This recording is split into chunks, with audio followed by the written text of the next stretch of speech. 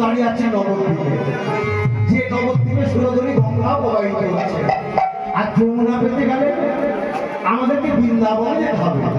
তাই পদকর্তা কি বললেন তো, বললেন না না, বলে যে তাই তুমি চরণ ধরো সে মাটি হয় বৃন্দাবন।